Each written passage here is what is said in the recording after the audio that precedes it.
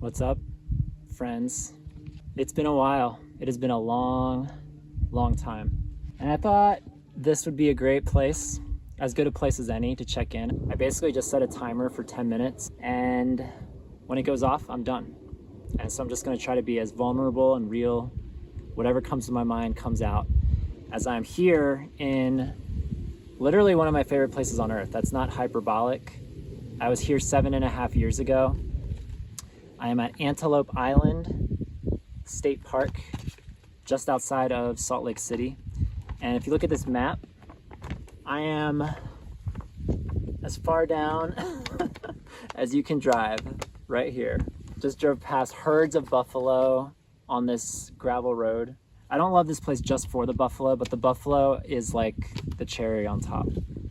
The hues of the yellows and like the hazy blues, the color palette is perfect. Love the color palette. Love smelling the salty air. I've just spent the last week and a half across southern Utah where it's just orange. It's beautiful, don't get me wrong, but it's just all orange, brown, red, beige, and it's just very dusty, very dry. And so that's been my life for the last 10 days, is just this dry, hot, 100-degree weather most days. And now to be here in like low 70s, salty sea air, the yellows, the greens, the blues, and the herd of buffalo. I'm so glad. I wasn't sure if I would come here, to be honest. It's out of the way. It's out of the way from where I need to go, which is back to Las Vegas, where my flight home will take me. But I'm glad I came here. This is definitely one of like the 5 places, again, not hyperbolic. This is probably one of the 5 places I would make sure I go to if I knew I had like 3 months to live or a month to live. Like I would make sure I came back to Antelope Island. Yeah, it's been a good trip. I would say the last 5 years, this is my 5th one that I've done now, going back to 2021. But these last 5 years, it's been not just fun and not just joyous, but kind of vital to my mental health, my spiritual health, to escape ordinary, to go off the grid as much as possible,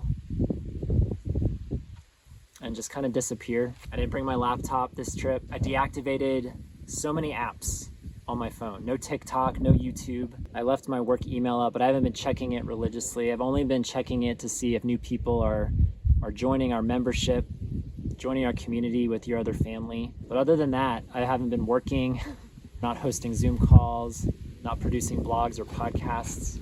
I was recently hired as executive director of Your Other Family, which is so cool, so exciting. Making this shift from a sole proprietorship, Your Other Brothers Incorporated, to a nonprofit ministry. I have so much to be thankful for, and there's so much that stresses me out. We're in a huge fundraising kick right now. We still have a ways to go as far as raising support. And so that's just the quick shout out, the quick plug. If you're not supporting me or Your Other Brothers, Your Other Sisters, this new ministry of Your Other Family, I'll post links in the description. I hope you consider giving either a one-time gift or a monthly gift. It would be more than ever such a support to me. Like that's something that's been stressing me out, honestly, the last couple of months, is I'm no longer just fending for myself. When it was just Your Other Brothers Incorporated, the sole proprietorship that I owned 100% of, like I just had to fend for myself and make enough to get by myself, and by and large I did. For 9 years I did. Now there's another employee that I have to like consider, Aaron, who's leading Your Other Sisters, and just the ministry at large, running this organization now. I feel a lot of stress. I feel a lot of feelings of inadequacy, like am I the right man for the job? Can I do this? Can I tell the story of me and the story of Yob and the story of Yaf and be effective? Convince people, be a salesperson, but also be like somebody that genuinely just wants to invite people into this. I have such a heart for having 200 people inside our community, Your Other Brothers and Your Other Sisters, and then also 200 people outside of our community, the greater church, supporting this effort together.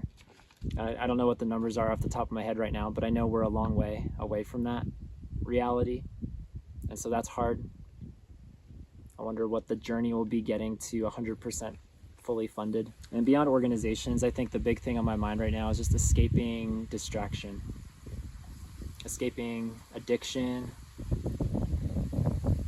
escaping just like this pervasive restlessness that what I have is not enough. I don't have enough friends. I definitely don't have enough close friends. I don't have enough confidence. I don't have enough self-discipline, self-control.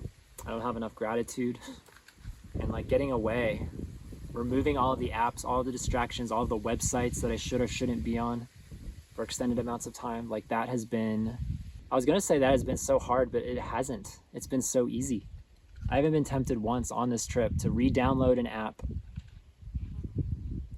Like when I got tired at night, which has been typically 8 o'clock, 9 o'clock at night, I am wiped out. I've been hiking like 30,000 steps a day at all of these national parks around Utah. And I get so tired at the end of the day, I go to bed. I don't stay up and be restless, scrolling and scrolling and scrolling and scrolling, or clicking and clicking and clicking and clicking. Like I don't use the language of addiction lightly. Being addicted, like legitimately addicted to dopamine rushes, to websites, to encounters online. These are all things I hope to like write more about, maybe even do more videos about in the near future.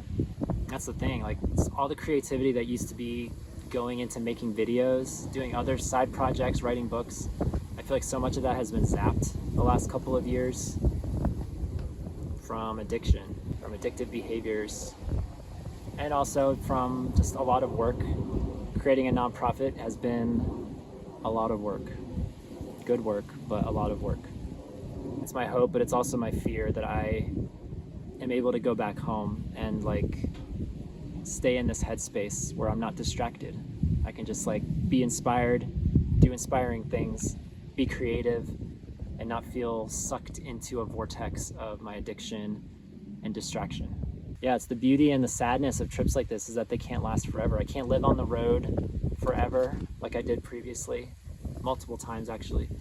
And I can't be on a trip like this forever. I have to end it so that I can go home and then do the good work. Just take a deep breath and breathe the salt air around me. I'm so glad I made this detour. Big shout out to taking the scenic route, taking the long way. Always worth it, always.